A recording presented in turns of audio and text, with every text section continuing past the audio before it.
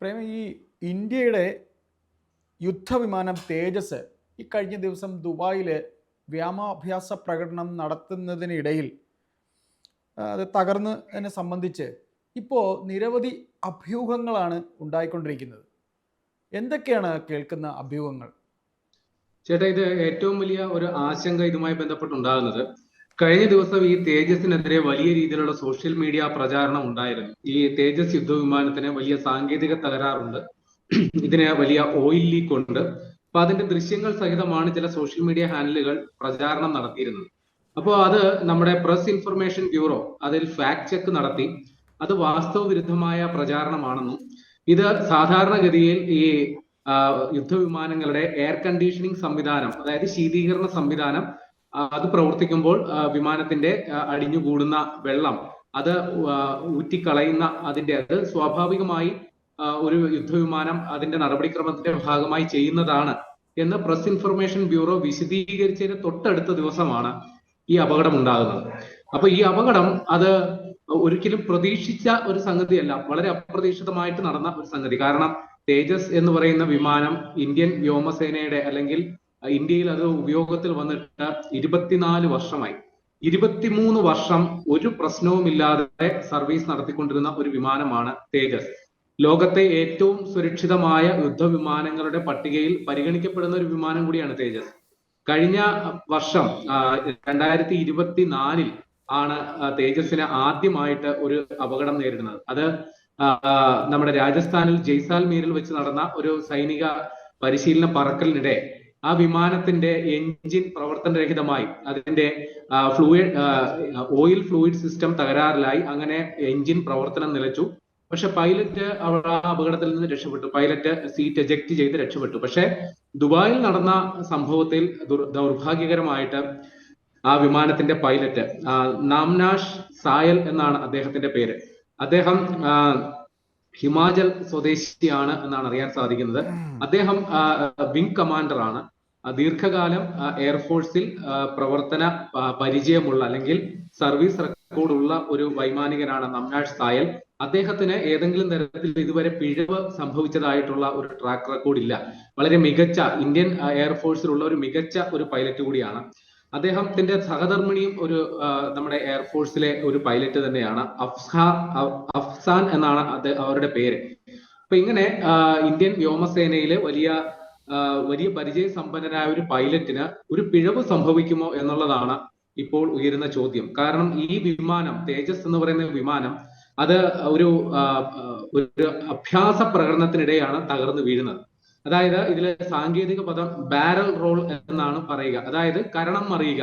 ഒരു വിമാനം സഞ്ചരിച്ചു വന്നിട്ട് അത് കരണം മറിഞ്ഞ് നിവർന്ന്, അതായത് അത് ഓടിക്കുന്ന പൈലറ്റ് തലകീഴായി വന്നതിന് ശേഷം അത് വിമാനം നിവർന്ന് വീണ്ടും സഞ്ചരിക്കുന്നതായിട്ടാണ്. പിന്നീട് മറ്റൊരു അഭ്യാസ പ്രകടനത്തിന്റെ ഭാഗമായി, അതായത് നെഗറ്റീവ് ജി എന്നാണ് അതിന്റെ പേര്, ഇതിന്റെ ഭാഗമായിട്ട് ഈ വിമാനം താഴ്ന്നു പറന്ന് വീണ്ടും കുതിച്ചുയരുക എന്നുള്ള ഒരു രീതി. അപ്പൊ ഈ താഴ്ന്നു പറന്ന സമയത്ത് ഈ വിമാനത്തിന് മതിയായ വേഗത കൈവരിക്കാൻ സാധിച്ചില്ല.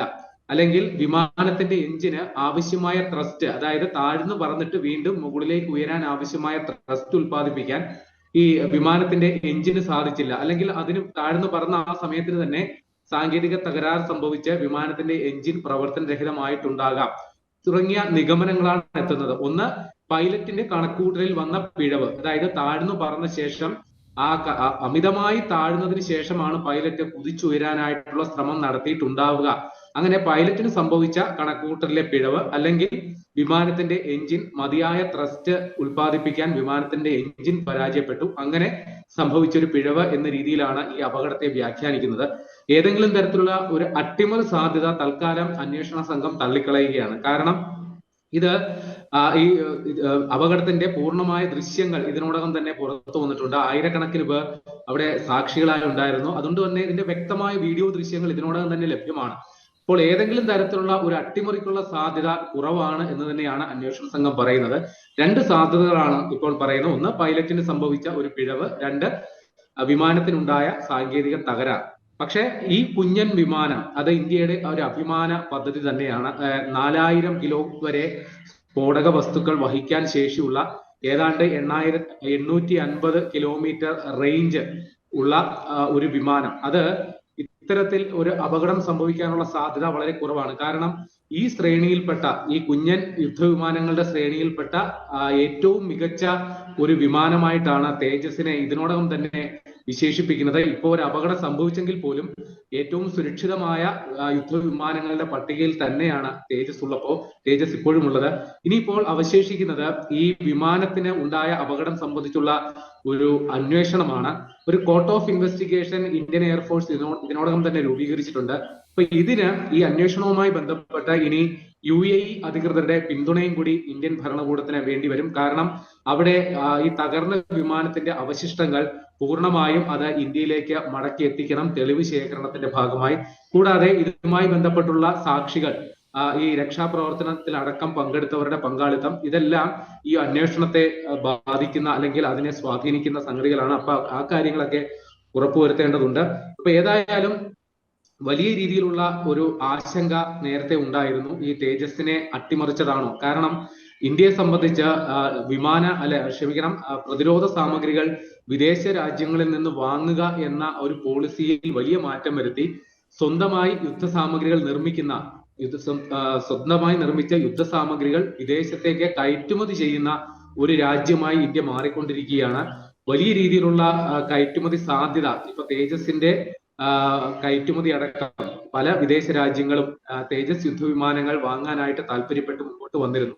അപ്പൊ അങ്ങനെയുള്ള ഒരു സമയത്ത് ലോകത്തെ ഏറ്റവും വലിയ എയർ ഷോകളിൽ ഒന്നായ ദുബായ് എയർ ഷോയിൽ വെച്ച് ഒരു ഇന്ത്യൻ ഫൈറ്റർ ജെറ്റ് അത് ഇത്രയും പേരുടെ മുമ്പിൽ, ഇത്രയും വീഡിയോ ദൃശ്യങ്ങളുടെയൊക്കെ മുമ്പിൽ വെച്ച് തകർന്നു വീഴുക എന്നത് സംബന്ധിച്ചാൽ ഇന്ത്യയെ സംബന്ധിച്ച് അത് വലിയ ഒരു പ്രത്യാഘാതം ഉണ്ടാക്കുന്ന ഒരു സാഹചര്യമാണ്. പ്രത്യേകിച്ചും ഈ അന്താരാഷ്ട്ര തലത്തിൽ നമ്മൾ പ്രതിരോധ സാമഗ്രികളുടെ കയറ്റുമതിയിൽ വലിയ ചുവടുവെപ്പുകൾ നടത്താനായിട്ട് ലക്ഷ്യമിടുമ്പോൾ ഇത്തരത്തിലൊരു അപകടം ആ സാധ്യതകൾക്ക് വലിയ തിരിച്ചടിയാണ് ഉണ്ടാകുന്നത്. സ്വാഭാവികമായും തേജസിന്റെ സുരക്ഷാ സംവിധാനങ്ങളെ സംബന്ധിച്ച് വലിയ ആശങ്ക ഇതിലുണ്ടാകും. ഏറ്റവും നിഗൂഢമായ സംഗതി, ഒരു അപകടം മുന്നിൽ കണ്ടു കഴിഞ്ഞാൽ വ്യോമസേന പൈലറ്റുമാർക്ക് സ്വന്തം ജീവൻ രക്ഷിക്കാനായിട്ട് സ്വയം എജക്ട് ചെയ്യാനുള്ള സംവിധാനം, അതായത് സീറ്റ് വിമാനത്തിൽ നിന്ന് തെറിച്ച് പോകാനുള്ള സംവിധാനം എല്ലാ യുദ്ധവിമാനങ്ങളിലും ഉണ്ട്. ഇവിടെ മാർട്ടിൻ ബക്കർ, ഈ മേഖലയിലുള്ള ഏറ്റവും മികച്ച സുരക്ഷാ സീറ്റുകൾ ഒന്നായ മാർട്ടിൻ ബക്കറുടെ സീറ്റാണ് തേജസ് യുദ്ധവിമാനങ്ങളിൽ ഘടിപ്പിച്ചിരിക്കുന്നത്.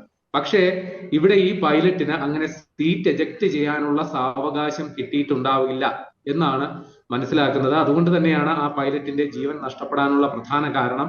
വിമാനത്തിന് ഏതെങ്കിലും തരത്തിലുള്ള സാങ്കേതിക കുഴപ്പം ഉണ്ടായാലും പൈലറ്റിന്റെ ജീവൻ രക്ഷിക്കാനുള്ള സംവിധാനങ്ങൾ നമ്മൾ സജ്ജീകരിച്ചിരുന്നു. പക്ഷേ ഞാൻ നേരത്തെ പറഞ്ഞതുപോലെ വിമാനം വളരെ താഴ്ന്നു പറന്നതിന് ശേഷം വീണ്ടും അത് ഉയർന്നു പറക്കാൻ ആവശ്യമായ ത്രസ്റ്റ് ആ വിമാന എഞ്ചിൻ ഉത്പാദിപ്പിച്ചിട്ടുണ്ടാവില്ല. അല്ലെങ്കിൽ പൈലറ്റിന് സംഭവിച്ച കണക്കുകൂട്ടലിലെ പിഴവ് അത് തന്നെ ആവണം ഈ വിമാനത്തിന്റെ അപകടത്തിലേക്ക് നയിച്ചത്. ഏതായാലും ഇന്ത്യയെ സംബന്ധിച്ച് ഈ അപകടം കൊണ്ട് തേജസ്സുമായി ബന്ധപ്പെട്ടുള്ള നമ്മുടെ ഒരു വിശ്വാസം നഷ്ടപ്പെടുന്നില്ല.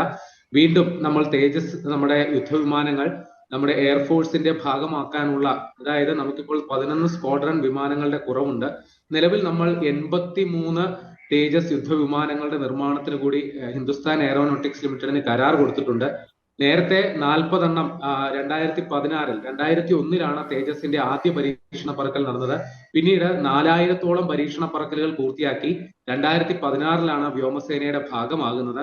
അപ്പോൾ 40 തേജസ് യുദ്ധവിമാനങ്ങളാണ് ആദ്യഘട്ടത്തിൽ അതായത് തേജസ് മാർക്ക് 1 എന്ന സീരീസിൽപ്പെട്ട 40 യുദ്ധവിമാനങ്ങളാണ് വ്യോമസേനയുടെ ഭാഗമായിരുന്നത്. പിന്നീട് 83 യുദ്ധവിമാനങ്ങൾ കൂടി 2021 ഓർഡർ കൊടുത്തെങ്കിലും 2024 അത് വ്യോമസേനയുടെ ഭാഗമാകേണ്ടതായിരുന്നു. പക്ഷെ ഇപ്പോഴും അതിന്റെ പൂർത്തീകരണം ഉണ്ടായിട്ടില്ല. കൂടാതെ 2025 വീണ്ടും ഒരു 97 വിമാനങ്ങൾക്ക് കൂടി പ്രതിരോധ മന്ത്രാലയം തേജസിന് വേണ്ടിയിട്ട് ഹിന്ദുസ്ഥാൻ എയറോനോട്ടിക്സ് ലിമിറ്റഡിന് കരാർ കൊടുത്തിട്ടുണ്ട്. ഇതിന് പിന്നാലെ തേജസിന്റെ അടുത്ത പതിപ്പായ MK2 മാർക്ക് 2 എന്ന് പറയുന്ന ശ്രേണിയിൽപ്പെട്ട നിർമ്മാണത്തിലേക്കും ഇന്ത്യ കടക്കുകയാണ്. അപ്പോൾ ഈ അപകടം ഇന്ത്യയുടെ ഇത്തരത്തിലുള്ള പ്രതീക്ഷകളെ ബാധിക്കുന്നില്ല. പക്ഷേ തേജസിനെ സംബന്ധിച്ച് ആഗോളതലത്തിൽ ഒരു ആശങ്ക ഉണ്ടാകും എന്നുള്ളത് സ്വാഭാവികമാണ്. ഒരു പക്ഷേ ഈ അപകടവുമായി ബന്ധപ്പെട്ടുള്ള യഥാർത്ഥ കാരണം സംബന്ധിച്ചുള്ള അന്വേഷണ റിപ്പോർട്ട് പുറത്തു വന്നതിന് ശേഷം ഈ ആശങ്കകളും പരിഹരിക്കപ്പെടുമായിരുന്നു.